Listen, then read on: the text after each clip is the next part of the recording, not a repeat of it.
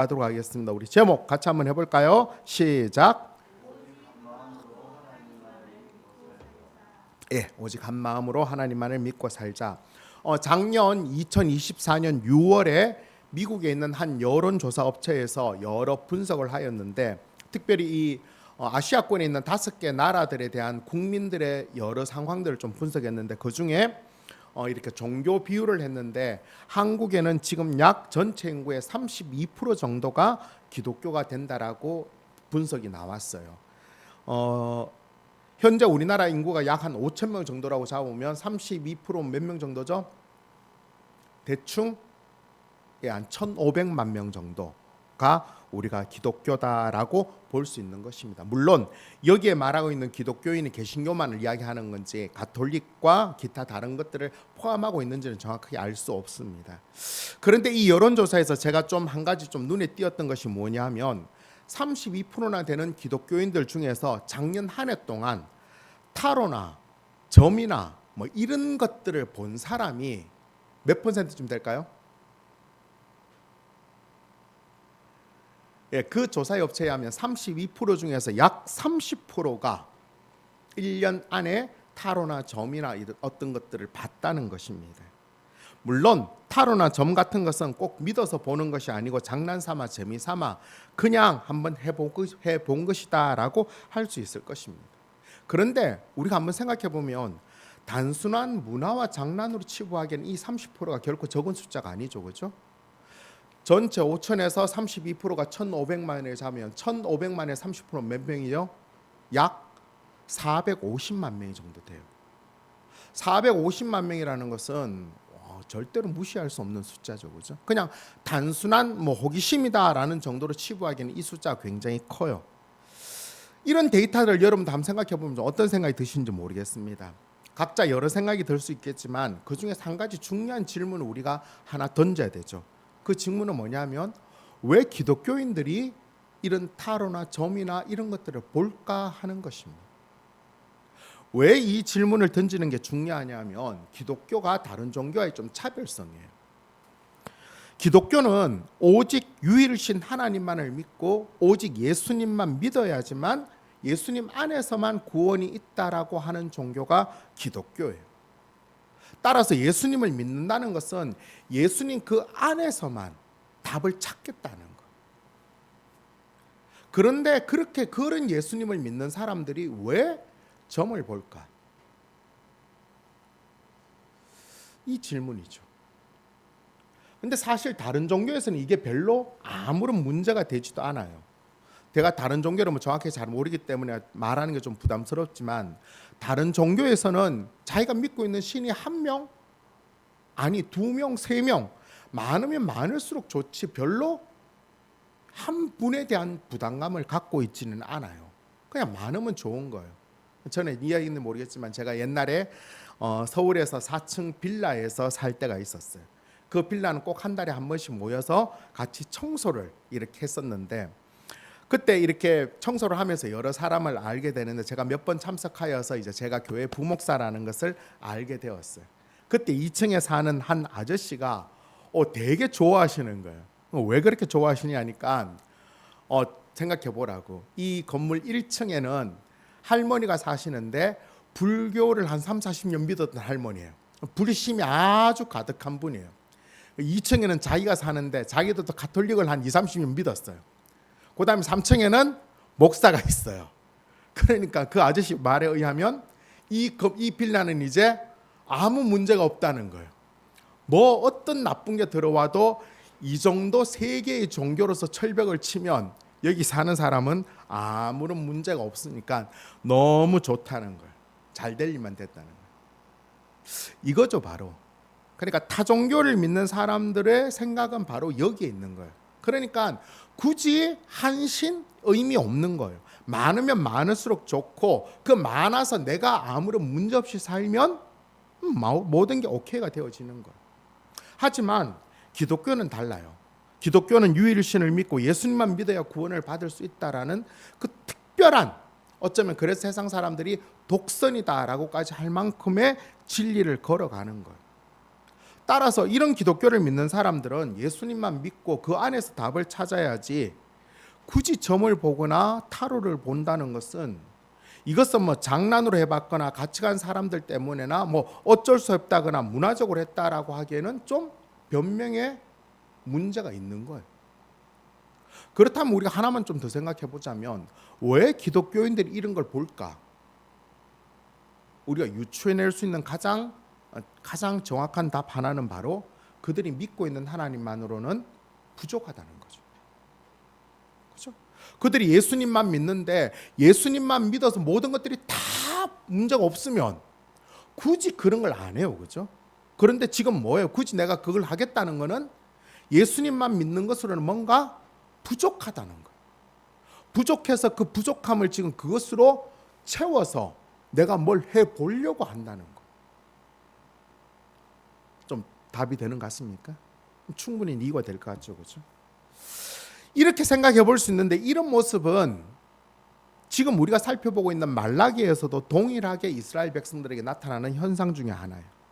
말라기를 볼 때 계속해서 유념해서 봐야 되는 것 중에 하나는 이 기록될 당시 이스라엘 백성들의 상황이에요. 영적인 상태예요.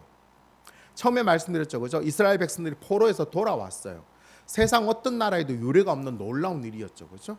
포로에서 돌아와서 하나님 말씀 안에서 다시 뭉쳐서 뭘 했어요? 다 무너져 버린 성벽을 재건하고 아무것도 없는 성전을 다시 재건했어요.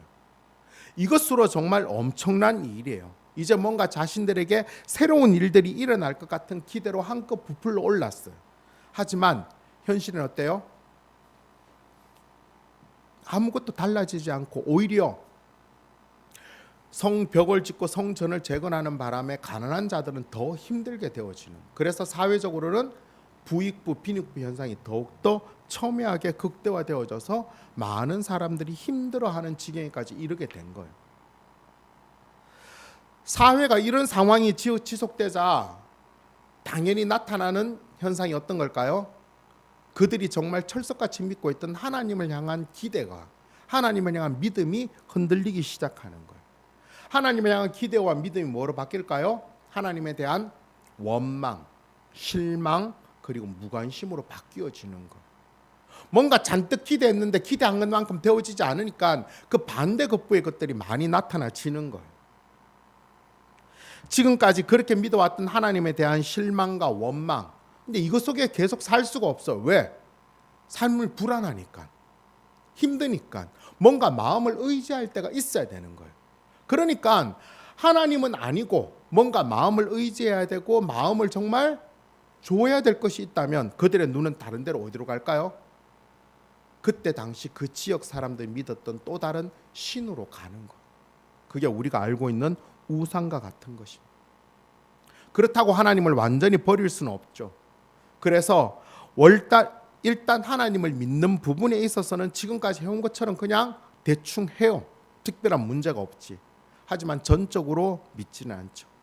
그리고 하나님께서 채워주지 못하는 부분들을 다른 신들을 통하여서 채우려고 나아갔던 것입니다. 그것이 우리가 볼 때는 뭐 성경에서는 막 우상 숭배 막 절하고 막 이런 문제 같은데 실제로는 똑같아요. 우리가 지금 현대 우리 사회에서 점을 보고 그래서 뭔가 불안한 미래를 뭔가 예측하고 잘못된 것들을 해결하려고 이런 것 똑같이 현상인 거죠. 그런데 여기서 조금 더 문제가 되는 것은 우리가 생각할 때 그냥 나는 신을 하나 더 믿는다라는 정도로 생각해 보고 싶지만 그렇지 않다는 거예요. 하나님만 믿어왔던 이스라엘 백성들이 하나님만 아니라 다른 우상도 섬기게 될 때 그들의 종교만 관계되는 게 아니라 사회의 전반적인 변화가 일어나게 된다는 것입니다. 그 대표적인 예가 바로 오늘 본문이에요. 그렇다면 과연 하나님을 유일 순으로 믿던 이스라엘 백성들이 하나님 말고 다른 우상을 섬기게 될 때 그 사회는 어떤 현상이 일어나게 되는지를 우리가 한번 살펴보도록 하겠습니다. 오늘 본문 성경 한 표시 보시고 7절의 짧은 본문인데 계속해서 반복되고 있는 말이 나오는데 먼저 한번 찾아보실 수 있겠어요? 한번 찾아보실까요?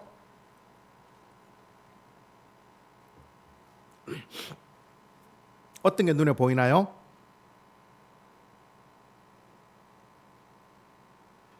눈에 확 바로 들어오는데 뭐요? 예, 거짓을 행하여라는 말이 나와죠. 거짓을 행하여. 여기서 말하고 있는 거짓은 단순히 거짓말을 이야기하는 것이 아니라 배신, 불성실, 관계의 더럽힘, 여기를 포함하고 있는 단어가 바로 이 거짓을 행하여랍니다. 자, 그렇다면 오늘 본문에서 총 몇 번의 거짓을 행하여가 나오는지 한번 볼까요? 몇 번 나옵니까? 몇 번 나오죠? 총 5번이 나오죠. 5번, 그죠? 자, 그러면 누구에게 거짓을 행했는지 한번 살펴보죠. 제일 처음에 몇 절에 나와요? 10절에 나오죠, 그죠? 10절에 누구에게 거짓을 합니까? 예, 자기 형제에게 하죠. 그 다음은 11절에도 거짓을 행하는데 누군지는 모르겠는데 쭉 이어지는 문장을 보면 하나님께 거짓을 하는 게 나와요. 그리고 14절에 보면 또 누구에게 거짓을 행합니까? 예, 서약한 아내에게 거짓을 하죠. 15절에 보면 누구에게 거짓을 합니까? 어려서 맞이한 아내에게 거짓을 행합니다. 16절에 보면 누구에게 거짓을 행합니까? 16절에 보면 만군의 하나님께 거짓을 행한다라고 말씀하고 있어요. 앞에서 잠깐 말씀드렸듯이 거짓을 행한다는 것은 단순히 거짓말하는 게 아니라 배신하고 불성실하고 관계가 더럽혀졌다는 거예요. 그러니까 종합하자면 자기 형제에게, 하나님에게, 아내에게 배신하며 불성실하며 관계가 더럽혀졌다는 거예요.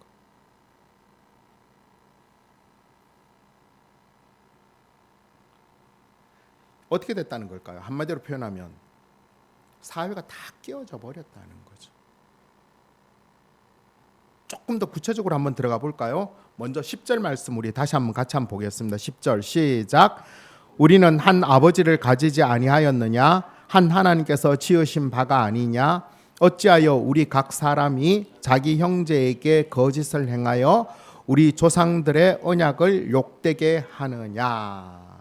자, 여기에서 거짓을 행하는 건 자기 형제예요, 그죠? 이 여기서 이야기하고 있는 형제는 단순한 혈연적인 형제만을 이야기하는 게 아니라 그 사회 전체를 구성하는데 그 10절에 보면 우리는 누구?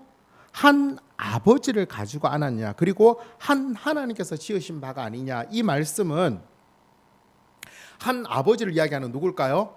하나님을 이야기하는 거예요. 그러니까 한 하나님만을 믿는 한 공동체로서 우리가 한 형제가 아니냐라는 그 말을 이야기하는 거예요.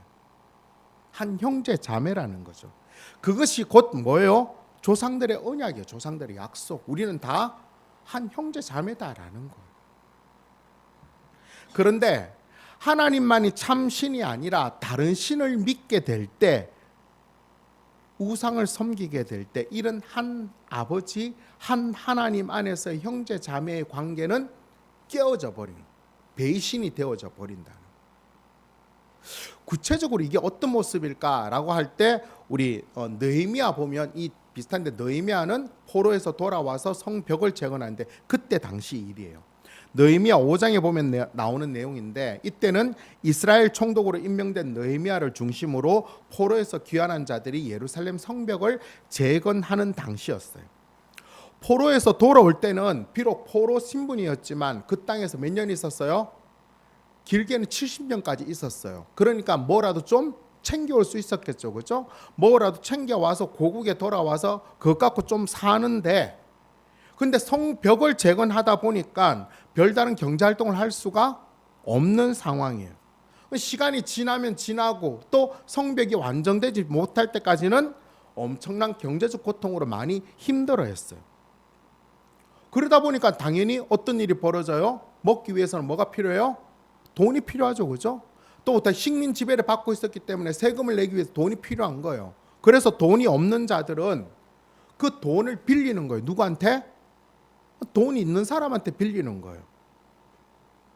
돈 있는 사람한테 가서 우리 먹을 게 없으니까 돈 좀 빌려서 먹을 거 사고, 돈 좀 빌려서 그 다음에 세금도 내고, 돈 좀 빌려서 여러 가지를 했는데, 그런데 아니 뭐 성전 지으면 뭔가 금방 성벽을 지으면 뭔가 나올 것 같은데 안 나오니까 그 돈이 점점점 많아지니까 어떻게 돼요?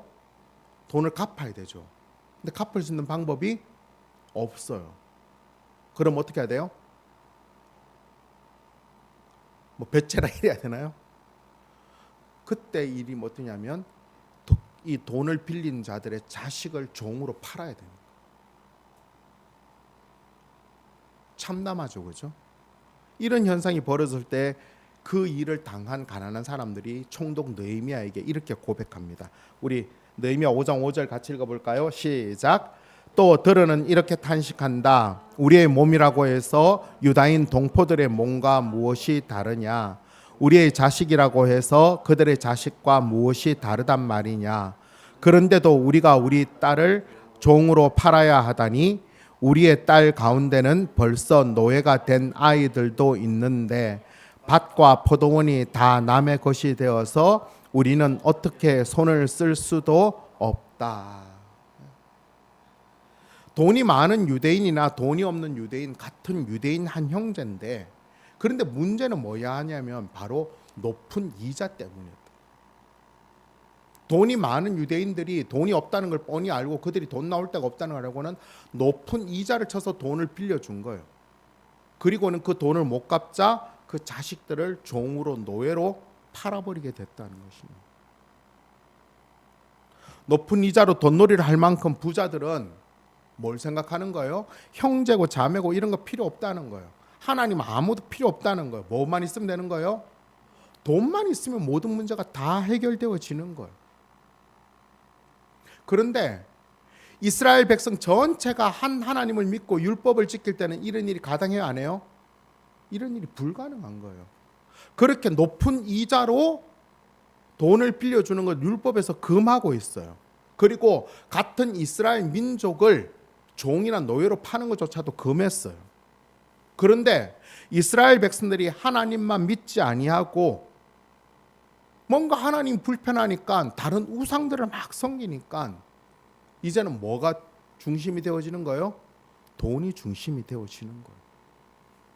돈만 있으면 아무런 문제가 없이 그냥 같은 형제 자매의 그 조카 같은 애들을 종으로 팔고 노예로 팔아버리는 거예요. 그리고 그들의 포도원과 밭을 뺏어오는 거예요. 느헤미야가 이 모든 상황을 알고는 이스라엘 백성들을 불러놓고는 더 이상 높은 이자를 받지 말고 폭리로 취한 것을 돌려주라고 하면서 우리가 이렇게 살면 안 된다라고, 우리가 이렇게 살아야 된다라고 다시 한 번 더 그들이 서야 될 기준을 이야기합니다. 느헤미야 5장 9절 우리 같이 읽겠습니다. 시작. 내가 말을 계속하였다. 당신들이 한 처사는 옳지 않습니다. 이방인 원수들에게 웃음거리가 되지 아니할 살아요. 네, 결국 이거예요. 지금 이런 모습이 어떻다는 거예요? 막 높은 고리대로 막 돈놀이 해가면서 막 사람들의 막 자녀들을 팔아버리고 하는 것도 이방인들의 웃음거리라는 거예요. 근데 그렇게 살지 않기 위해서는 어떻게 해야 된다는 거예요? 하나님을 경외하며 하나님만 믿고 살아야 된다는 거예요. 결국 이것밖에는 답이 없다는 것을 분명히 이야기를 하고, 그래야지만 사회가 제대로 돌아간다는 것을 말씀하고 있는 거예요. 그래야 사람 사는 세상이 된다는 거예요. 지금 우리가 살고 있는 시대도 이 시대와 별반 다르지 않아요. 예수님을 믿는 사람이든 믿지 않는 사람이든지 돈이면 못할 것이 없다라고 생각하는 세상이 되고 말았어요. 그런 세상이 되어지니까 당연히 예수 믿는 자도 똑같이 생각하죠. 하나님 도움 있는데 하나님도 믿고 돈도 믿고, 하나님 믿고 돈도 믿어서 하려고 하는 게 뭐죠? 내가 내 삶의 주인이 되고 싶은 거예요. 내가 원하는 거, 내가 하고 싶은 거 다 하겠다는 거. 하나님만 믿고 살아서는 내가 원하는 게 안 되는 거예요. 부족하다는 거예요. 그래서 내가 원하는 걸 하기 위해서는 하나님도 믿어야 되지만 돈도 믿어야 되는 거예요. 결국 그렇게 되면 어떻게 되는 거예요? 모든 인간관계가 다 깨어지는 거예요. 서로 배신하게 되고 서로 관계에 대해서 불성실하게 되고 다 필요 없는 거예요. 오늘 우리들의 관계들, 자신들의 관계를 한번 쭉 돌아보세요. 우리 주변 사람들과의 관계가 어떻습니까?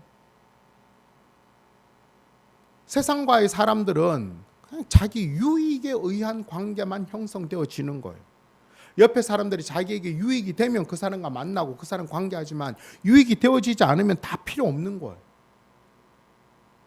그러니까 세상은 어떻게 돼요? 점점 더 나뉘어지는 거죠. 하지만 예수님을 믿는 자들은 어떻게 살아야 되나요? 예수님처럼 살아야 돼요. 예수님 어떻게 하셨어요? 예수님은 예수님에게 유익한 자가 아니라 예수님이 필요로 한 자들에게 예수님을 주셨어요. 아파하는 자들에게 나아가 치료해 주셨고, 외로운 자들에게 다가가 친구가 되어 주셨고, 힘이 없는 자에게 힘이 되어 주셨어요. 오늘 우리들에게도 그것을 원하고 계시는 것입니다. 우리는 그렇게 항변할 수 있어요. 세상은 그게 아니잖아요. 예, 맞아요. 세상은 이미 하나님과 관계없는 세상이 되기 때문에 죄와 악으로 왜곡되어졌기 때문에 그렇게 살면 어리석어 보이고 바보처럼 보일 수 있어요. 하지만 이 세상이 영원하진 않잖아요. 이 세상이 전부가 아니잖아요. 그렇다면 우리가 살아가야 될 분명한 기준은 하나님 말씀이고 하나님이 주인이라는 것입니다. 다시 한 번 더 우리들의 관계를 회복해 보았으면 좋겠습니다. 이번 한 주간 우리들의 관계를 돌아보면서 정말로 하나님 말씀이 내 삶의 기준이고 하나님만이 주인임을 우리가 인정하며 그렇게 살았으면 좋겠어요. 요즘 세상 사람들이 기독교인들을 만격하죠. 저 사람들은 하나님 안 믿는 사람보다 더하다고, 더 악착같이 한다고. 우리의 그 삶의 모습 하나하나에서 우리가 믿고 있는 하나님이 다 나타나지는 거죠. 이번 한 주간 좀 우리가 예수님을 좀 닮아가도록 살았으면 좋겠습니다. 예수님과 같이 나의 사랑과 도움이 필요로 한 자들에게 기꺼이 손을 내어 밀 수 있는 자. 뭘 큰 걸 하지 않아도, 뭐 대단한 거 하지 않아도 괜찮아요. 그냥 한번 위로해주고, 한번 커피 한 잔 뽑아줄 수 있고, 한번 따뜻한 말 한번 해주는, 그걸 통하여서 다시 새로운 역사가 만들어지는 거죠. 하나님만 믿을 때, 하나님도 믿을 때 깨어진 사회가 오직 하나님만을 믿고 경외할 때 이 모든 것들이 회복되어질 수 있다는 것을 분명히 기억하고, 우리가 속한 모든 것, 깨어진 그 사회에서 과연 하나님 원하시는 그 아름다움을 나타내기 위해서 우리가 어떻게 나아가야 될지를 고민하면서 정말로 하나님 주신 그 기쁨을 누리며 살아가는 이번 한 주간의 삶이 될 수 있기를 간절히 바랍니다. 아멘. 10절은 그렇게 하고 11둘째로 보면 11절 이하에 나오는 거짓을 행하는 부분은 두 가지인데, 하나님과의 관계에서 거짓을 행하였고 아내와 어려서 맞이한 아내와의 관계에서 거짓을 행하였다라고 하고 있어요. 이 두 부분은 좀 따로 떨어져 있는 것처럼 보이는데 실제로는 하나의 모습으로 나타나시고 있는데 아주 밀접하게 연관되어져 있어요. 자, 어떻게 연관되어져 있는지 먼저 11절 우리 같이 한번 보겠습니다. 11절 시작. 유다는 거짓을 행하였고 이스라엘과 예루살렘 중에서는 가증한 일을 행하였으며 유다는 여호와께서 사랑하시는 그 성결을 욕되게 하여 이방 신의 딸과 결혼하였으니. 이스라엘 백성들은 하나님께 거짓을 행하여서 어떻게 했다는 거예요? 하나님이 아끼시는 성결을 욕되게 했다는, 그 성결의 풋노트 밑에 숫자가 돼서 밑에 뭐라고 돼 있어요? 성소라고 되어 있죠, 그죠? 되어 있나요? 보통 성경에는 다 되어 있는데 그 성경에는 모르겠어요, 그죠? 자, 하나님의 성결을 욕되게 하고 하나님의 성소를 배반하여서 못했다는 거예요? 이방 신의 딸과 결혼하였다는 거예요. 그럼 이 둘의 관계 어떻게 되는 거예요? 이방 신의 딸과 결혼하는 것이 결국은 하나님의 성소, 하나님의 성결을 욕되게 하고 배신하는 것과 똑같다는 것입니다. 이해가 되죠, 그렇죠?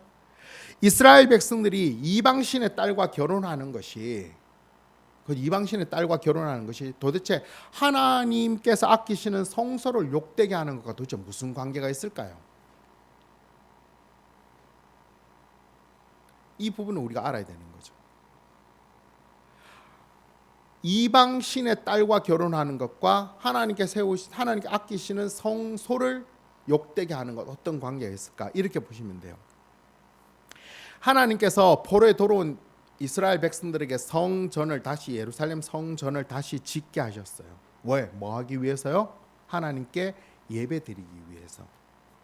하나님께 예배한다는 것은 다르게 표현하면 뭐예요? 내가 하나님만을 믿고 그 말씀에 순종하겠다는, 그리고 하나님 안에 거하겠다는 믿음의 고백이 들어가는 거예요. 그렇죠? 그런데 이스라엘 백성들이 단순히 이방 민족의 딸과 결혼했다고 하지 아니하고, 지금 오늘 말씀의 11절에 뭐라고 이야기하고 있어요? 이방 신의 딸과 결혼했다라고 말씀하고 있어요. 이것을 강조하고 있어요. 이거는 뭘 이야기할까요? 이스라엘 백성들이 이방 여인과 결혼할 때 단순하게 이방 여인만 결혼한 게 아니라 그 여인이 믿고 있는 그 신들, 그 신들의 신전 제사에 참석했다는 것입니다. 우상의 신전에서 제사를 드리는 것에 대하여서도 그들이 참석했다는 것. 자, 그렇다면 이게 도대체 하나님의 성소를 더럽히는 건 무슨 관계가 있을까? 쉽게 예를 들어 보겠습니다. 한 남자가 한 여자와 결혼해서 한 집에서 살았어요. 사랑하면서. 그런데 이 남자가 바람이 났어요. 바람이 나서 또 다른 한 여인과 같이 살면서 그 집에서 살고 있어요. 그러니까 한 남자가 원래 부인과 그리고 여러 다른 첩들을 데리고 살고 있는 거예요.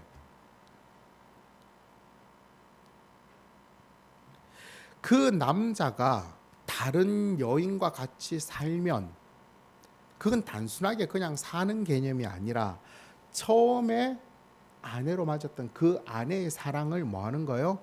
배신하는 거고, 그 사랑을 더럽히는 거. 무슨 말인지 이해되시겠죠? 그들이 하나님과의 성전에서 하나님께 예배드리는 것은 하나님 안에서 맺었던 첫 번째 언약이에요. 그런데 이들이 뭐 하는 거예요? 이방 신전에도 똑같이 하는 거예요. 이것은 단순하게 그냥 이방 신전에 나간다는 개념이 아니라 하나님의 성전을 더럽히고 배신한다는 거예요. 어떤 관계가 있는지 아시겠죠? 또 더 나아가서 14절 이하에 보면 이스라엘 백성들이 하나님을 믿지 않고 하나님을 믿으면서 거짓을 행하는 대상이 누구로 나오냐면 바로 어려서 맞이한 아내를 배신했다라고 이야기하고 있는 것입니다. 자, 그렇다면 여기서 우리가 살펴볼 것은 왜 이스라엘 백성들이 어려서 맞이한 아내를 배신했을까 하는 것입니다. 이유는 돈과 쾌락이었어요. 상황을 이렇게 보면 됩니다. 바벨론 포로에서 이스라엘 백성들이 돌아왔어요. 돌아왔을 때 그들이 살고 있던 예루살렘 고향 땅이 비어 있을까요? 아니에요. 다른 사람들로 거기 채워져 있죠. 그렇죠? 옛날에 자기가 살던 곳, 옛날에 자기 때인 땅이 있어도 이미 그 전에 70년 전에 사람들이 들어와서 그 땅에 이미 자리를 잡고 있는 상황이에요. 이방 민족들이. 그런데 이제 포로에서 돌아와서 이 사람들이 뭔가 자리를 잡고 살아야 되는데 사실은 넉넉한 게 아무것도 없는 상황이에요. 그런 상황에 성벽을 재건하고 성전을 재건해야 돼요. 그러니까 삶은 더 힘들어지는 게죠. 그럼에도 불구하고 하나님께서 뭔가 특별하게 역사되어지는 것들은 아무것도 없는 거예요. 그렇게 힘든 삶을 살다가 이들이 도저히 안 되겠다, 뭔가 방법을 찾아야 되겠다라고 생각할 때 그들에게 보여지는 게 뭘까요? 바로 그 땅에 자리 잡고 있는 이방 여인들인 거예요. 이방 여인들 측에서는 어떤 생각이 들어요? 내가 유대인과 결혼하면, 이스라엘 백성들과 결혼하면 적어도 자기 신분에 대한 정통성을 부여받는 거예요. 좋죠, 그렇죠? 그럼 이스라엘 백성, 유대인들의 입장에서는 어때요? 이미 자리를 잡고 있기 때문에 경제적인 부분에서는 문제가 없게 되어지고 편안한 삶을 살 수 있게 되는 거예요. 그래서 그들의 마음이 맞았던 거예요. 그런데 이 이방 여인과 결혼하기 위해서는 어떻게 해야 돼요? 자기가 어려서부터 혼인한 아내를 버리거나 아니면 처벌두거나 이 방법밖에는 없었던 것입니다. 그래서 새로운 아내를 맞아 2명, 3명의 아내와 같이 살았던 거죠. 또한 이방 여인들이 자신이 고국에서 믿던 신을 섬겼는데 그 믿던 신들의 대부분이 제사에서 성관계가 이루어지는 것. 그리고 또 남자를 유혹하기 위해서 엄청 화장이나 이런 게 막 진하게 그런 마음들을 막 뺏어가는 거죠. 그런 육체적 쾌락을 탐닉하기 위해서는 결국 이방 여인의 아내들을 맞이하게 되어졌던 것입니다. 이스라엘 백성들이 하나님만 믿고 하나님 말씀만으로 그들의 삶의 기준을 삼았을 때는 결코 이런 일이 일어날 수가 않았죠. 이런 일들은 있을 수가 없는 일. 하지만 자신들이 원하는 돈과 쾌락을 얻기 위해서 하나님도 믿고 세상의 우상을 섬길 때 결국 그들의 가정은 이렇게 다 깨어지게 된 것입니다.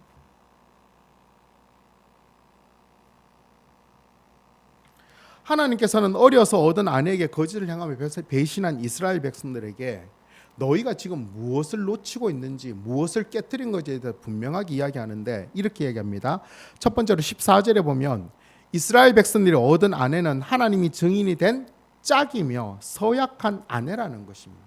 그리고 둘째로 15절에 보면 처음 창조하실 때 한 아담, 한 하와를 만을 만드신 것은 하나님이 능력이 없어서 뭐 한 명 만든 게 아니라 한 남자와 한 여자가 한 가정을 이루는 것이 가장 좋은 길이고 또 경건한 자손을 얻기 위함이다라고 말씀하고 있는 것입니다.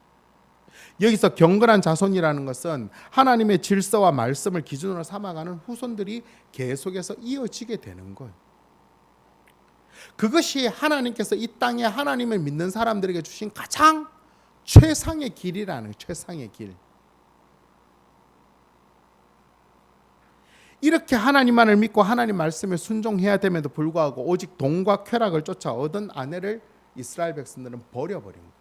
이스라엘 백성들이 이방 여인들과 결혼하면서 그들의 생각에 그들의 행동에 정당성이 없었겠어요? 있었겠죠. 그렇죠? 자, 한번 생각해 보세요. 집에 어려서 맞이한 아내가 있고 애가 2명 있는데 당장 먹을 게 없어요.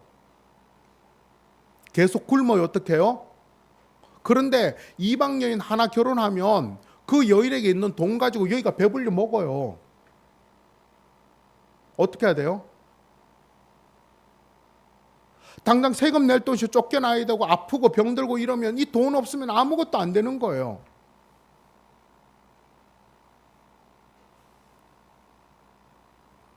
그렇다고 그게 명분이 될까요?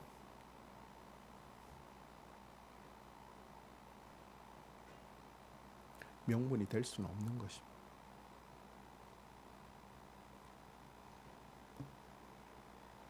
이 일로 인하여서 깨어진 사회는 이젠 하나님에게서 완전히 멀어지게 되는 거예요.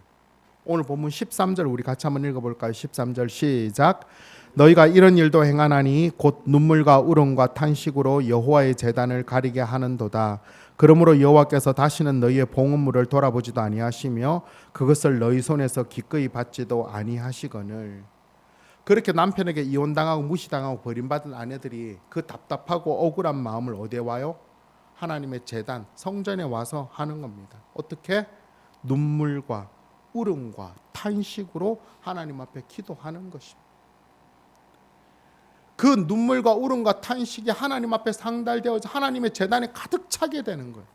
그러면 하나님께서 그 상황을 아는데 하나님께 나와 제사를 드린 이스라엘 백성들의 제사를 보고 그들의 손에서 제물을 기꺼이 받겠습니까? 받을 수가 없죠. 받을 수가 없어요. 받을 수 없다는 건 뭐예요? 하나님으로부터 더 이상 아무런 관계가 없어져 버린다는 거예요.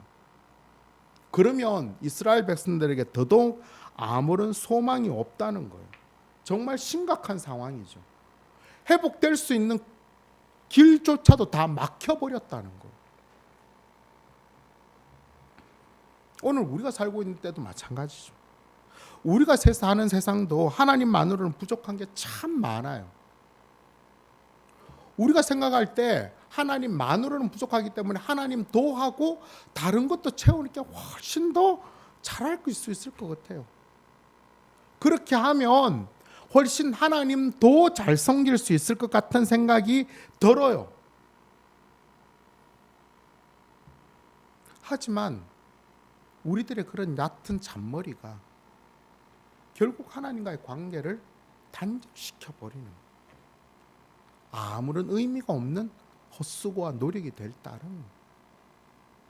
하나님 원하시는 것은 더 많은 헌금도 아니고 더 많은 밖으로 외적으로 보여지는 것도 아니고, 하나님이 정말 원하시는 것은 중심으로 하나님만을 믿고 섬기고 사랑하는 것밖에 없는 거예요.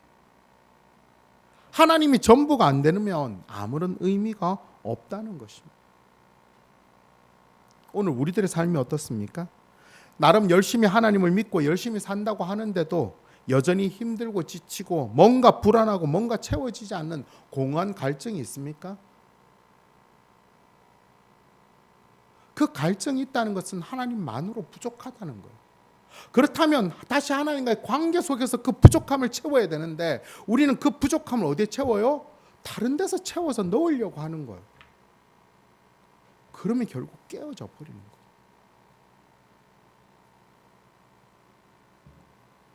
하나님은 말라기 선지자를 통해서 이야기합니다. 다시 너희 심령을 지켜라, 심령을 지켜라, 마음을 지키라는 것입니다. 그리고 배신하지 말고 다시 하나님이 전부인 삶을 살으라라고 말씀하십니다. 결국 하나님이 지키시고 하나님이 주시는 것이어야만 참된 평안과 기쁨이 있을 것을 분명히 말씀하고 있는 것입니다. 우리 시편 127편 1절 2절 말씀 같이 한번 볼까요? 시작. 솔로몬의 시 곧 성전에 올라가는 노래. 여호와께서 집을 세우지 아니하시면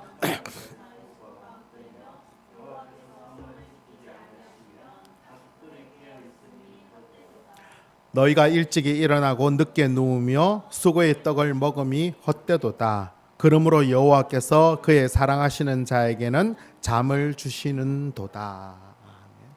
너무 주옥 같은 말씀이죠, 그렇죠? 여호와께서 집을 세우지 아니하시면 세우는 자의 수고가 헛되다라는 거. 집을 세운다는 거, 집의 부족함을 채우기 위해서 그렇게 세우는 게 헛된 거예요. 여호와께서 성을 지키지 아니하시면 아무리 깨어서 수고 지키려고 하는 모든 수고가 다 헛되다는 것입니다. 부족함을 채우기 위해서 아침 일찍 일어나고 늦게 누우며 수고하는 모든 것들이 헛되다는 거예요. 그런데 참 놀라운 거 뭔지 알아요? 이 시가 누구의 시라는 거예요? 솔로몬의 시죠. 솔로몬은 그렇게 살았나요? 아니요. 솔로몬도 그렇게 살지 못했어요. 그런데 솔로몬이 처음부터 그렇게 살지 못했나요? 아니에요. 오직 하나님만 믿으며 하나님 앞에 처음 세워졌을 때 그의 삶은 너무나 풍성했어요. 그로 인하여 하나님께 축복을 주셔서 세상에 어떤 것도 비할 수 없는 부유함을 누렸어요. 하지만 조금 시간이 지나자 솔로몬의 마음이 어땠어요? 지금 이렇게 내가 누리고 있는 것이 나뿐만 아니라 내 아들 때도 계속 이어져야 되겠다는 생각이 들어요. 근데 그러기 위해서는 뭔가 하나님만으로는 부족해요. 그래서 생각한 게 뭐예요? 정략 결혼이었어요. 그래서 처가 300이요, 첩이 700이요. 다른 나라 수많은 나라들의 여인들과 결혼하여서 살았어. 왜? 정략 결혼하면 침범하지 않으니까. 그런데 중요한 건 그 여인들이 어떻게 해요? 그들이 고국에서 믿고 있던 신도 가지고 왔어. 솔로몬이 힘있고 능력이 있을 때는 그런데 따라가지 않았지만 나이 들어서는 그 신전에 질질 끌려다니면서 제사를 드렸다. 하나님께서 몇 번 나타나셔서 솔로몬을 칭찬하셨지만 솔로몬은 결코 돌아오지 못했던 것입니다. 뭘 이야기할까요? 솔로몬도 안 돼요. 매일매일 우리가 마음을 지키며 매일매일 하나님 앞에 하나님이 전부입니다라고 고백하며 살아가려고 발버둥 치지 않으면 안 되고, 솔로몬도 못했어요. 그리고 뭔가 부족해서, 솔로몬이 부족했나요? 아니에요. 그만큼 풍성한 자도 없지만 그 마음을 오직 하나님 안에서만 지키지 않으면 안 되는 거예요. 어떠한 변명도 이 솔로몬의 말씀 앞에서 우리가 핑계 댈 수 있는 건 아무것도 없는 것입니다. 그냥 우리의 모든 것들을 다 내려놓는 거예요. 그리고 하나님만 믿겠습니다. 하나님 말씀만 진리로 알겠습니다. 그로 인하여서 내가 당하는 여러 가지 것들, 하나님을 믿는 그 믿음의 대가라고 고백하고 나아가겠습니다라는 그것밖에 없는 것입니다. 그것이 우리가 가장 잘 사는 길. 이번 한 주간 오직 하나님뿐임을 믿고 더욱 신실하게 하나님만 바라보는 그런 저와 여러분 될 수 있기를 간절히 바랍니다. 아멘. 말씀 맺도록 하겠습니다. 오늘 설교 제목이 기억나시나요? 뭐죠? 오직 한 마음으로 하나님만을 믿고 살자. 하나님을 믿을 때 정말 중요한 단어가 뭐냐면 오직이라는 거. 오직, only. 왜 하나님을 믿을 때 이 오직이 중요한가 하면 하나님을 믿는다는 것은 단순한 종교가 아니라 사랑이기 때문에 그래요. 사랑. 이 사랑은 나누어 줄 수 있는 게 아니라, 이 사랑은 순서가 아니라, 이 사랑은 그 자체로 그 하나인 거예요. 그 하나. 하나님은 그 사랑으로 우리를 사랑해 주신 거예요. 하나님께서는 우리에게도 그 사랑으로 하나님을 사랑하기를 원하시는 거예요. 단순한 우선순위에서 첫 번째가 아니로, 단순한 선택에서 한 개가 아니라 전부가 되어야 된다는 것입니다. 근데 사탄은 이 부분을, 이 사랑을 자꾸 깨려고 하는 거예요. 어떻게? 그 사랑이 부족하다고. 자꾸 그 사랑에 틈을 만들어내는 거예요. 그 틈에 뭘 넣어요? 돈과 쾌락과 인기와 안락을 넣는 거예요. 그래서 하나님의 사랑을 나누어서 하나님 사랑도 좋은데 하나님 사랑만 잊지 말고 하나님 사랑도, 돈도, 하나님 사랑도, 쾌락도, 하나님 사랑도, 인기도 좋잖아요. 그렇게 사탄은 점점점 조금씩 그 틈을 파고 들어와서 그 사랑을 나누어 버려요. 어떻게 나누어요? 하나님 사랑은 어디에서만? 교회에서만. 하나님 믿는 사람들 안에서만.